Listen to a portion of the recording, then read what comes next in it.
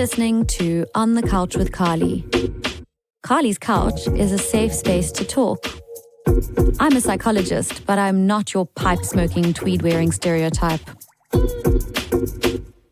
Hello and welcome back to On the Couch with Carly. Today on the couch, I have a very special guest, Miss Zakeeya Patel, who is, disclaimer, a person I love dearly, a friend, and an award-winning South African actor, producer, and writer who's currently in LA, which is why I'm recording this with sleep in my eyes, where she is creating an audacious autofiction series and titillating a global audience through her erotic narrations on Audible. Well, so,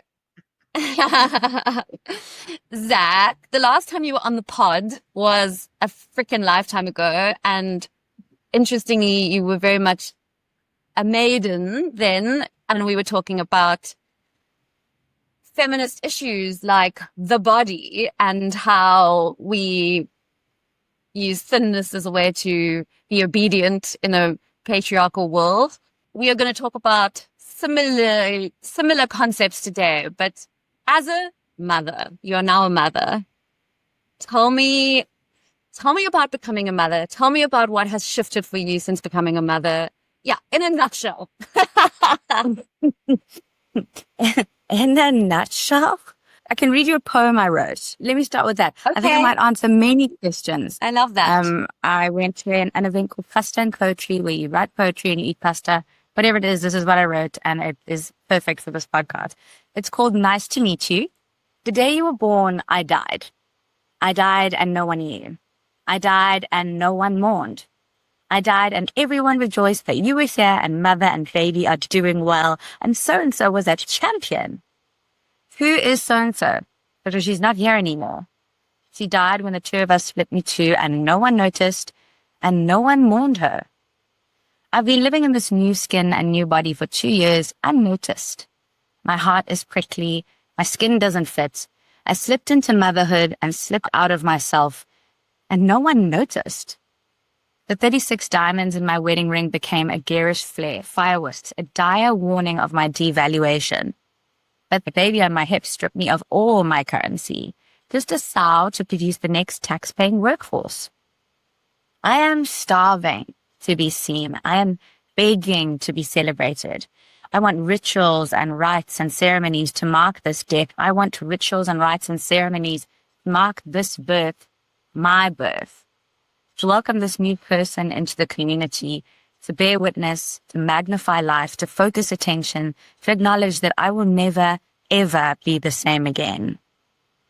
You'll get your spark back, they say. But I don't think she's ever coming back. I am in her place, and it is not a spark I have. I am stronger and harder and softer. I am gristle and melodrama and funeral black comedy. I know in these new bones, this new skeleton that has expanded, broken, grown life, given life, and died, these voodoo, juju bones, these bones that were not mourned, these bones that were not buried, I know in these bones that I am no longer the nice version of myself. I'm kind and warm and loving, but not nice. Nice and polite, nice and palatable, nice and white, nice and malleable, nice and agreeable, disciplined, selfless, deferential, nice and compliant. I no longer deal in other people's comfort while I choke it down. You can choke on me. There's not a spark I have. I'm the Nottoway plantation mansion fire, hellstorm, savage injustice. I'm revolution, psychedelic pink glitter, eyeball-burning core of the earth lava. It is not a spark I have. I'm the fire that forges planets and destroys universes. But let me introduce myself to you. My name is Zakeeya Patel, and it is nice to meet you. Wait, let me reintroduce myself to you. My name is Zakeeya Patel, and it is catastrophic, life-changing, hilarious, take a bullet for you, shoot a bullet at me, provoking, polarizing, wild, wild, wild to meet you. That's how motherhood is. Oh my right now. God. Okay. Well, thanks. That was a great podcast. And yeah, see you soon sometime. That was it, right? Okay. Wow. Brew. Yeah. So much. So it's the heart of motherhood. So you recommended the book and sent it to me, Matrescence. And it's the first time in 2 years of motherhood I've actually felt seen by someone. And I've been struggling, like moving through this world like an unseen ghost. And finally I have words and research and data on what's happened and what's changed and how it's changed, and proof that I'm not experiencing this alone. Yeah. But I think that what your poem feels like is I think one thing that I know for sure about becoming a mother is that it is imbued with multiple experiences of holding paradox. And so what I feel in your poem is this paradox of the destruction that feels, I think it's so interesting how we conceptualize these things, but initially it feels like a desolation. But in as much as there's that, there's also this powerful rebuilding, this powerful reconstruction that happens in a way that you can't really feel it. It's not like brick by brick. It's almost so, I don't know, that's the hardest part, is it? But then suddenly you wake up and you're like, oh, I actually have a point of view, and this is even more robust. I'm a more robust version of myself in some ways, even though I feel like I'm, as you said, like, who am I? Does anyone even see me? So I find that so fascinating.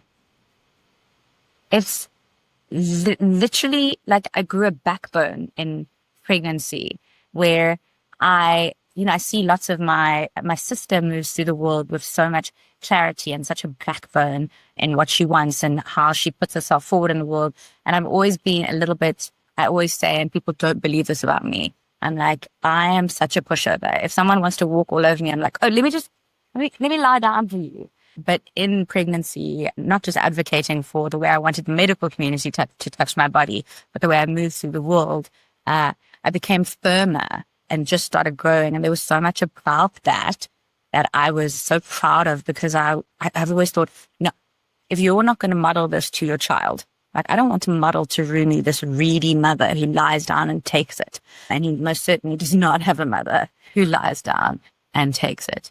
It's the dualities of it. It's the multifaceted holding 20,000 things at once that allows this new person to immortalize. No? What's the word?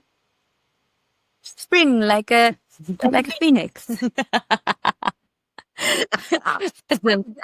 It's far too early for me to think of words for other people's brains that don't I'm like barely functioning myself here.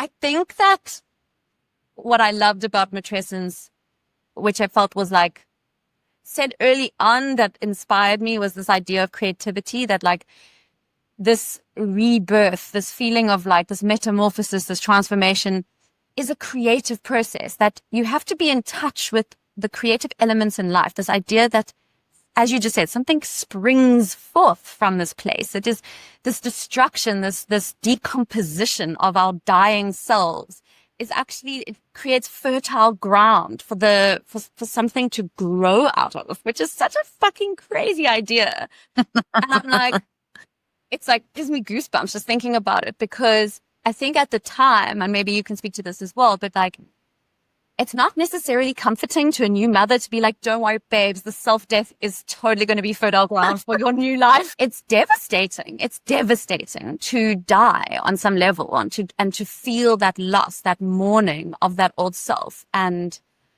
yeah, I don't know, maybe I've known you through so many different phases in your life, and obviously you being an actress and like a shining star, and you left South Africa and went to LA because you were such a big person here, you held such an important sort of public role as, a bright star as an individual.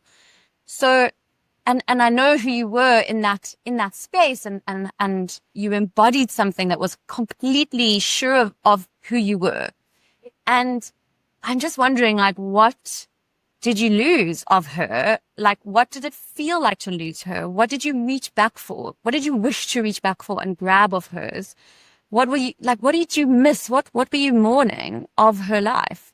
It's so interesting, the question, because every time I go back to South Africa, I've been chasing that feeling of old her. And this happened before pregnancy even, that there was a mourning of this part of life, this ease of life, this maybe footloose, fancy free version of Zach, who wasn't so political, who wasn't so galvanized, who wasn't so heart open.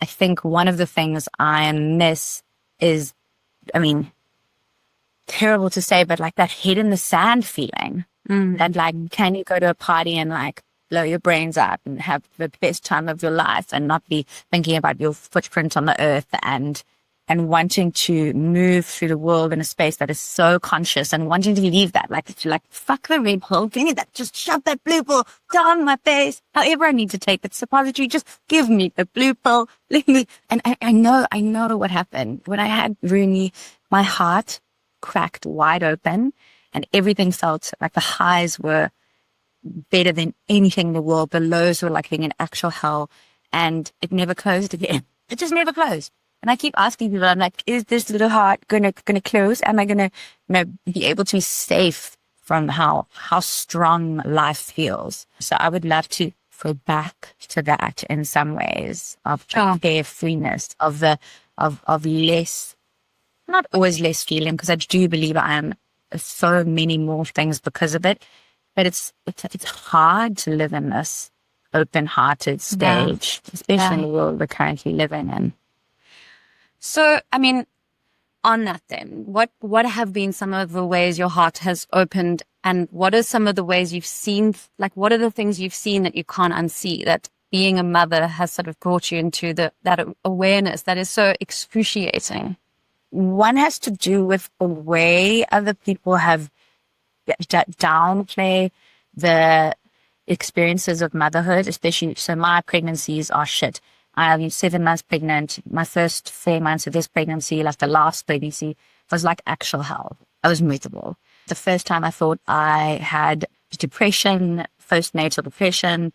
Is that the one you have when you're pregnant? Whichever one is the depression you have when you're pregnant, I was like, I think I have that. But my grandmother had just passed away, so I was like, it's probably just grief. But then the exact same thing happened this time, and there's no big loss right now. There's just this feeling of like incredibly heavy grief. And speaking to people who I deeply, deeply love and admire and respect, the through line is often, but be happy, you're having a baby, be happy, your baby is healthy. It's like a very, very, very consistent narrative that you don't experience these things that are hard and don't go to those places. So that's been incredibly hard, is having people like I love negate a super hectic experience of mine. Yeah. And so many mothers were just told to be happy, and I was vomiting every single day. This time, I was vomiting every day with a toddler. Like, it just, but can it get worse? No one tells you not to do that. Don't have a baby, you have a toddler. No one told you. And you forget about it. I told Baba, I was like, you have to like tattoo on my face, no more babies. And that's it. Like, I can't do this again. And the broader, so that's like a personal heart open and heartbreak.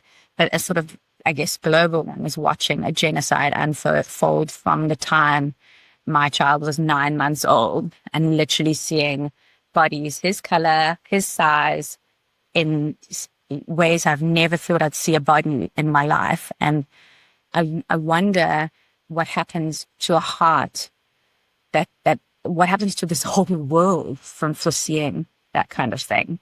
And I wonder if I've experienced it so much. I wonder if I've experienced it so much more hectically because my heart is open. But then I see so many mothers who can turn a blind eye, not bother, not interested, still buying their Starbucks. Yeah, so it's been, there's been a lot of loss in that. Yeah, but I think that the reason people turn away from it is the reason you are broken about it. Do you know what I mean? Like, I think it's like, that's just human nature. Like we have just got such capacity for resisting and avoiding that which is too hard. And, so perhaps, I mean, I can really empathize with the fact that you I just remember when I had a baby, I couldn't watch like Suits, which isn't even really like a sad show, but it was like too stressful and too real life, and which is just like I needed to watch stuff that was like so unrealistic and calm and kind, because I remember that visceral experience when you're a new mother, and it really is like your heart gets cracked open, I think it's your entire like spirit really just gets like completely opened. But you are so sensitive and you're so vulnerable to, I think it's empathy really. It's like you have to be empathic to your baby. You have to be tuned in on this like human frequency to like care. And that means that you somehow are just like permeable in a way that you haven't been up until that point.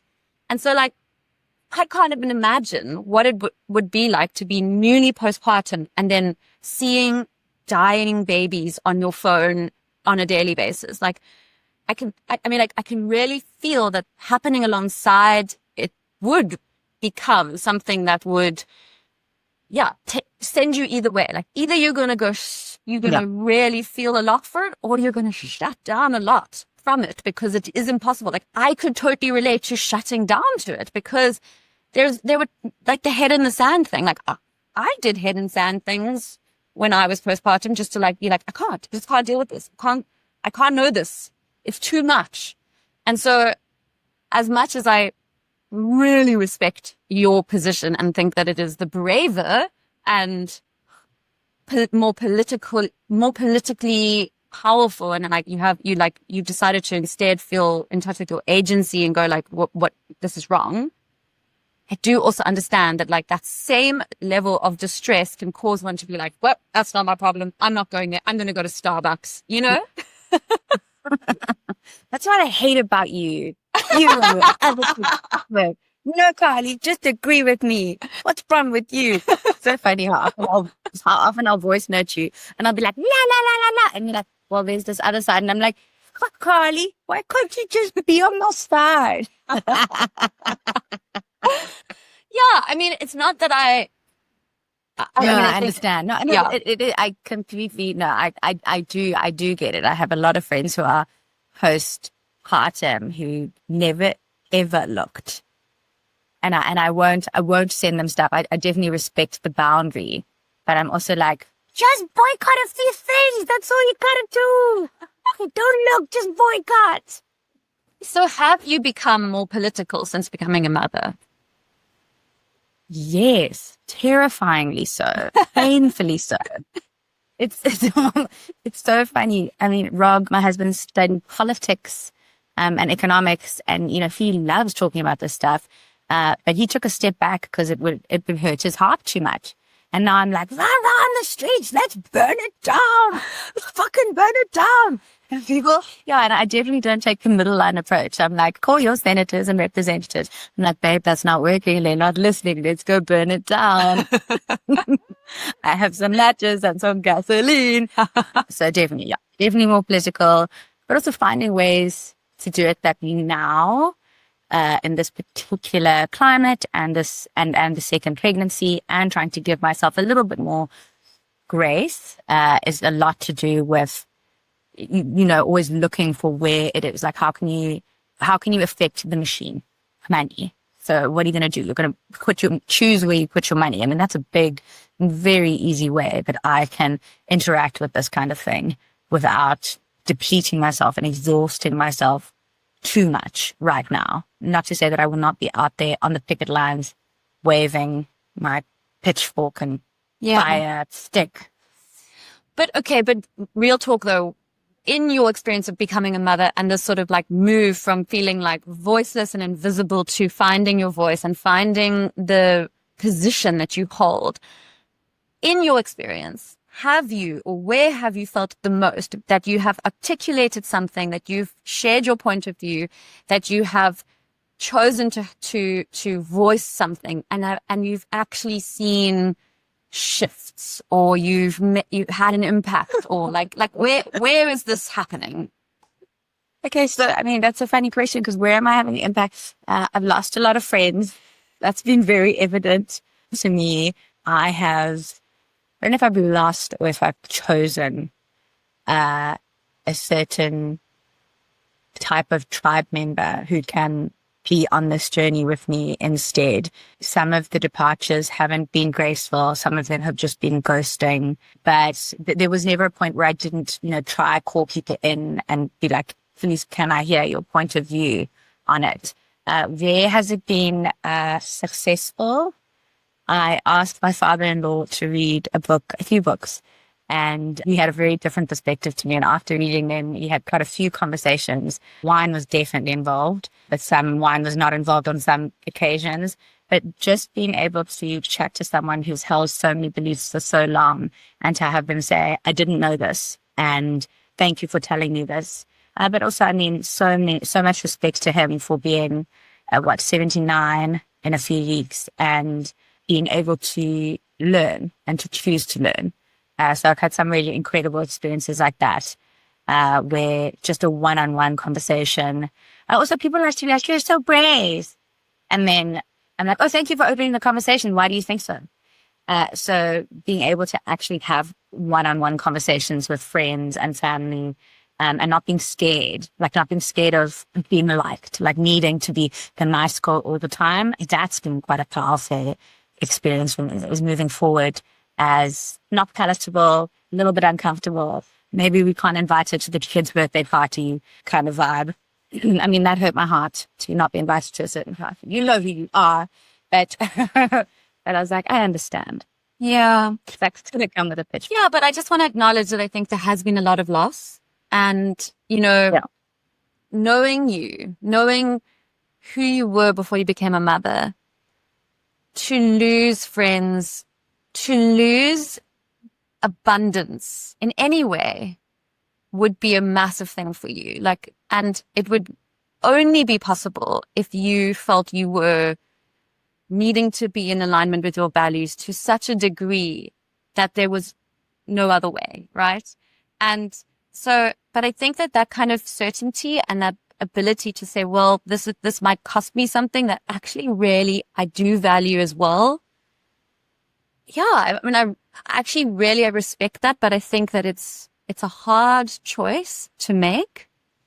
And I also just want to acknowledge that sometimes, you thought quite globally in terms of how you spend your money, but sometimes the biggest influence we have is on the people that live in our house or the people that in, the homes we interact with. And I think that we sometimes underestimate that as women and feminists and mothers, that becoming a mother and realizing that everything is political, that even just how I show up in my home with my child and how my partner and I negotiate parenting roles is a political experience that I have to navigate in a way that is, I think what's important about it is that there's an element of shifting an entire cultural perspective just by doing what you're doing in your home on a daily basis, which is quite profound. And so if you change people's minds and it's just on an interpersonal level between you and another person, that is massive.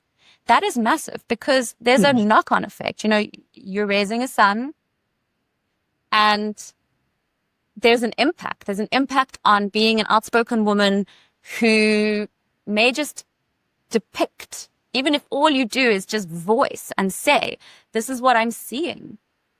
And having that acknowledged, having that allowed to be said, even just in the home environment, will have an impact. It will have a far-reaching impact for generations to come, I believe.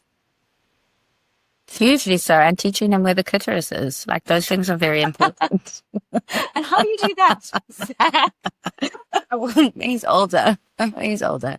Oh my goodness, yeah. No, when he's older, I've been learning about body safety and privacy. And I said, if someone wants to touch your bum, what do you say? And he says, please. And I was like, no, that's not the one. You're supposed to say, you don't touch my body. Don't touch my body. I was like, everyone, when I tell people that joke, everyone's like, he's your child. I just want to say that is Zach's sense of humor. She's a naughty girl. She's my child. She does audio for erotic novels in her spare time. Like we are talking to a naughty girl. Yes. So I completely agree and have seen so much value of the interpersonal and the at home and the close and the intimate spaces in this, more so than rah-rahing in the streets for me personally. And the shifts are small, but so valuable. And if you can see someone else's perspective, I don't want to say change their hearts, but I guess lots of hearts have been changed. Thank God. Then the knock-on effect is massive. Yeah. Yeah. And that the thing is shifting incrementally, and we might not even feel the impact of those shifts, and certainly not as quickly or as massively as we wish we were. Like, I think maybe what we both share is we're quite idealistic. And I think you are particularly idealistic, and you have a big dream kind of personality. You dream big. That's your Moved whole... all the way to the other side of the world to become an actor. Yeah. Something like that. Yeah. And I think that you bring that into your politics, right? That there's this like idea that it's not just like, oh, we're going to have these small conversations and slowly, incrementally we're going to shift we're going to move the needle. You're like, I need to see a totally different world in front of me. Like that's what I'm aiming for. And I think we've got to, we've got to have that. We've got to have people like you who are dreamers and want to make the world different. So in that vein, like with your experience of being a mother, and I mean, now you're pregnant again, you're imagining what next chapter might look like with a newborn. What would you change about the world for mothers? The immediate thing, and I think about it all the time, is I would give mothers more rituals and rites of passage for this journey, more language, more time and more space. I think about the cultures. I did this. I was so lucky to have the 40 days after having a baby. My parents came to LA. They took care of me. And, some people are like, oh my God, 40 days of confinement. I'm like, no, let me tell you what happened. My mom and dad landed and they just got into their roles. My dad drove us everywhere. My mom cooked and cleaned. They didn't come to take care of my baby. They came to take care of their baby. And I would like to give people more access to that information. I mean, this all ties into so much stuff politically, because for someone to take 40 days off in so many countries is almost impossible. But just the rites and passages of, I was listening to an interview with an activist, an actor called Cree Summers, and she mentioned in an interview that a gentleman called Bill Moyers did, where when a tribe that he'd interviewed, when the lady is about to have a baby, they whisk her away and they put a cloth under her. And when the first drop of blood falls, her sisters whisk away the cloth and they go outside and they bury it and they mourn and they tell stories about their sister and how brave she was and how kind and how all these things. And they bury this cloth and then they go back and they introduce themselves to the new mother, to this new person. And the first time I heard about this, I saying so many people, like, I just listened to this and I burst into tears because I felt that ritual, a ritual of recognizing a death and giving it the space it needed, whether it was 1 day or 40 days, was so incredible and so necessary and so needed in our culture. Because so much of it is about the baby, the baby arrived, the baby's bonnet, the baby's cute ribbon. But I wanted to be seen. And I didn't even realize that until I realized I didn't have that experience. And I often think, I was like, I'm going to start a covenant of women who just do birth rituals. Whichever one you want from the world, we'll cherry pick. And I mean, so I've been accused of cherry picking many things. I mean, my wedding, we had cultures from all over the world, and I'll honor them. I will research them. But I think women need ceremonies for this rite of passage. Women get their period and, that's a big thing. And you have, menopause, and that's a big thing. But there's this massive chunk and it's just truncated in our lives. Oink. Nothing. Yeah. No, I hear you. And, I think that that's happening more and more now. And yeah, I suppose that's just the start as well. So, because the ritual, I think the ritual has to feel meaningful to you in order for it to actually be of use.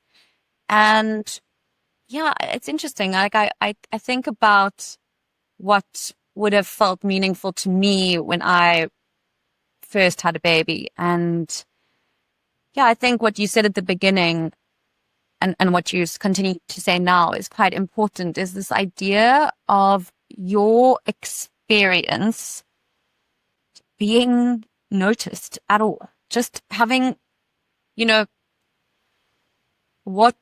because I actually think it's a violence. I think there's this like violence actually that happens, which is you're going through the most and everybody's not talking about it as a sacrifice, as a momentous occasion. And that feels violent. It feels like a kind of a pain and a suffering, a visceral suffering that you are expected to accept. And I think that to acknowledge it, to just say, this is happening to you, is probably just the start of alleviating that.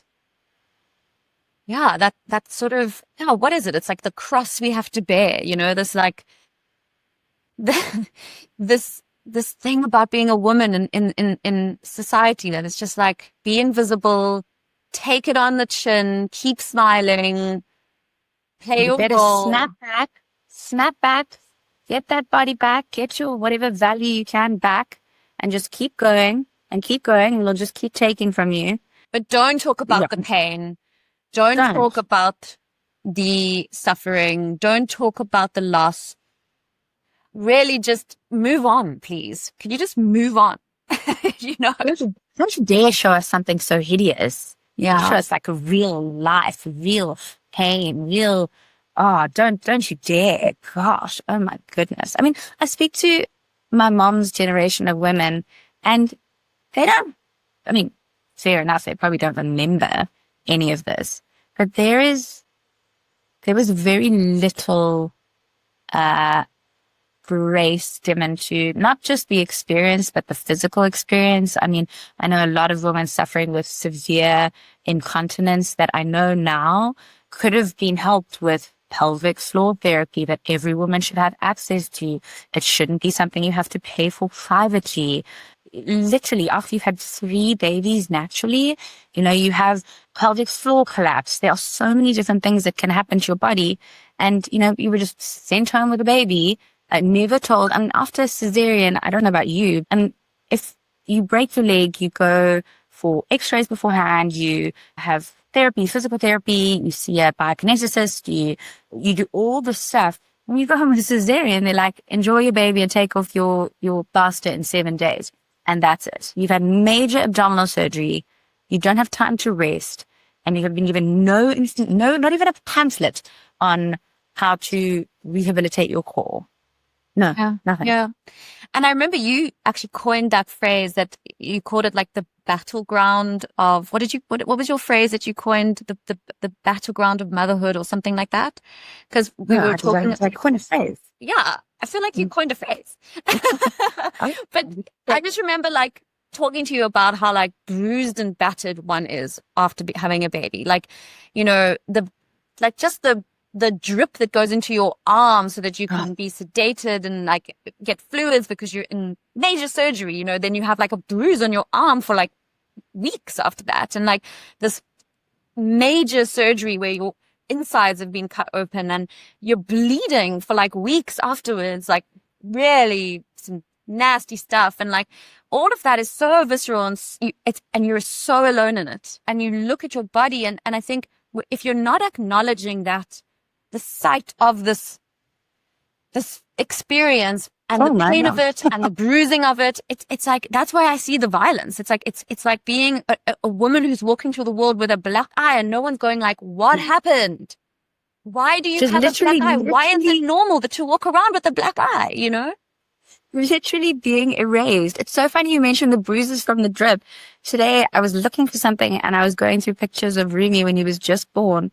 And I remember asking Rob categorically, I said, please, can you video all the bruises on my body from the injection they gave me to stop my labor, the 20 million times they tried to get a drip into my arm. Like I was literally it was a battleground, and I was desperate to document this experience for me to have it. If no one else was going to look, I wanted to look. Yeah. I wanted to go back, and I did today. I did, and I was like, this is hectic. I was like, I need to tell the anesthesiologist not to fuck with the wrong wrist, the wrong veins next time. But yeah, I mean, that's the comedy part of it. But the fact that you can have this experience and be erased, literally have it erased. And I think that crucially, if we acknowledge the pain of it and the suffering of it and the struggle of it, I think it also means that we can then make space for the joy and the bliss and the euphoria and the wonder of it. Because I think what I remember so viscerally, like being in like a mom group and someone being like, isn't it just the best? Like, aren't you just so happy as a new mom? Is it not the blessing? And I remember being like, I mean, yes, but that's not what I want to talk about. Like, you know what I mean? Like, and I feel like if we acknowledged more of the shit and the blood and the cuck of it all, it would make space for us to really be able to like enter into those moments of joy and privilege and calm and joy, like all of that good stuff that we're told we have to feel, and it's the only thing we're allowed to feel. And like, I think if it's so interesting, that like thing of like, yeah, if you're told you're not allowed to express something, it's like the only thing that you can think of. And I really think about that with emotions as well. It's like people come to my therapy practice and they've never been allowed to express their rage, their shame, their fear, it's being told, just like, get on with it. Please just get on with it. And they come in, and as soon as they can actually just fucking tell me all these things that are inside of them that are nasty and horrible, that they just feel so terrible about, you can move through it, and then you feel good again. You feel like, oh, life is worth it again, So I really do think that we're doing everyone a disservice by not allowing that experience to be spoken. Like, we're not allowed speaking to the total spectrum of the experience, because there is so much beauty in it, and there is so much glorious deliciousness to it. But it's so hard to I don't know. It's so hard to let oneself into that experience if you're holding so much tension around having to hold something back and not allow that part to be in. Because of course the truth is, we can say, I am suffering, and say, I love this child. I love this experience. This is the most beautiful experience of my life. We can have that at the exact same time, and we should be allowed to. I'm so glad you brought that up, because I mean, I don't want people to be like, oh my gosh, Carly and Zach fucking hate motherhood and wow. No, definitely not. I'm like literally obsessed with my tiny human, and I am having the craziest experience of loving this person, and the joy is you cannot imagine the joy. I tell everyone who's on the fence about children. Some people are like, if you're on the fence, don't do it. I'm like, if you're on the fence, jump on over. It's the most fun ever. But yes, having just the honest conversation and the ability and the space to hold these two things that are so real at the same time, lest you become the mother, the martyr, the mother, the masochist, who turns, I mean, Lucy Jones mentions this, if you're not having outlets for these feelings, you're turning them in on yourself. And I mean, how much can you as a therapist handle of women turning in on themselves, when, I mean, we could actually be using that rage to turn out onto other people, or other institutions rather, that we could burn down. Yeah. I mean, I think it's about externalizing that, but the only way that we can do that externalizing is if we own what it is that we're feeling and feel that we have the space to communicate it. Because I think that, yeah, unfortunately there aren't, I mean, maybe you have to fight for it, but not everyone is up for the fight. And so there are just going to be so many women that get left behind. There are going to be so many voices that never get heard. There's going to be so many contexts in which it is hard, if not impossible, to really speak to these experiences. They don't have the agency, they don't have the privilege, they don't have the, the safety, really. I mean, most women in our world are not safe in their own homes. They're not safe. They're not safe to express themselves. They're not safe to be known fully. And so it's nice for us to feel like that would be really great if everyone could do that. But unfortunately, we are so far away from that. And I just mourn that so much for everyone, that like, yeah, that's how I would like to change the world. I mean, I wonder about that. You've given me this word, matrescence, and a whole world has opened up with this one simple word. But is that maybe something basically, I've asked a lot of moms about it. I've introduced them to the word, and they're like, oh, that's sweet. What says it? How do you spell it? Never heard of it. Move on. Let's talk about like the kitchen sink or whatever it is. And I feel in those situations where I'm like opening the door for a mother to maybe experience this or to dig into it or open it. I would say most people I speak to are like, no, we can just close it. It's not, but not in a close it because I'm scared. Close it because I'm not really interested. It's just not for me kind of thing. And then I wonder, is it just YouTube? Not just us, but us banging on our drums. Let's feel this! Wow! Bang, bang, bang! Yeah. I mean, enlightenment's not for everyone, babes. It's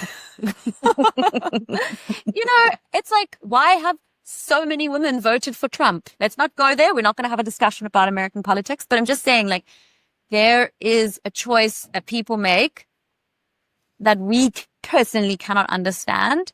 It is a choice that feels counterintuitive, like you are choosing to vote your rights away. How is that possible? I don't know. I personally can't understand the psychology of that, other than to say that they have decided, and this I think is like a global phenomenon with the patriarchy, that women decide, they make a decision on some level, I don't know if it's conscious. I can't imagine it's a conscious decision, but they make a decision and they're like, I actually believe I am safer to play the game of the patriarchy because choosing the alternative feels way more risky. It feels way more likely that I'm going to be on my own and without the protection of the prison guards, right? I just understand that. It's again like that same, we're back at Starbucks and burying your head in the sand. It's like, I don't like it. I would love to liberate everyone, but I don't think that's how it works. And I think that there are unfortunately a lot of people who are going to cling to the status quo. And that may be, like what we see in this sort of like trad wife influencer situation where it's just like, taking these sort of norms that we're sort of fighting against, of like always looking pretty and always looking this way and, needing your dough and whatever. And all the while you're just kind of creating a narrative around woman's place. I don't know. I can't relate to it personally, but I do understand it. I do understand why that would be a choice. I understand it too. I do understand it.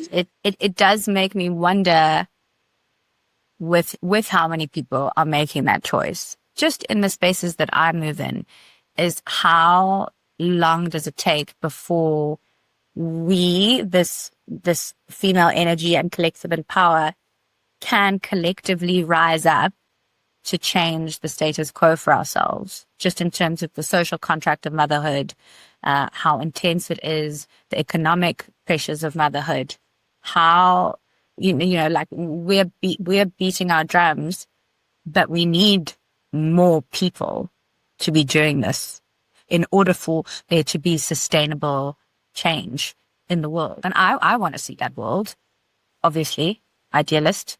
Yeah, I do too. And I don't know if I want to see that world more than I just want to have a life that is free of suffering for myself, and I feel very sure that those two things are not mutually exclusive. But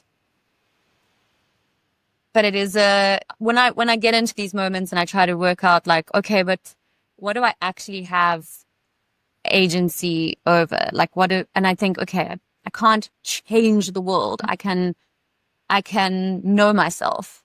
I can make safe spaces for others to be themselves with me in this experience. I can be someone who believes that liberation for women may be a political experience that where like policy changes, for example, but it also may be just going to a dance party on a Saturday night and feeling free to move your body the way you want to move your body. Like I believe that those two things are maybe valuable, not maybe to the same degree, but are also valuable. Like both of them are valuable. And I try to remember that that's like what this human experience is. It's like these very, very small micro moments and these big global moments as well.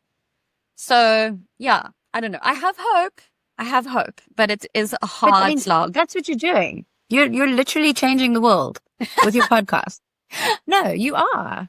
No, you are. You're doing the thing. I'm listening to you going, maybe it's just this little talking to people and creating a safe space. What you're doing is massive.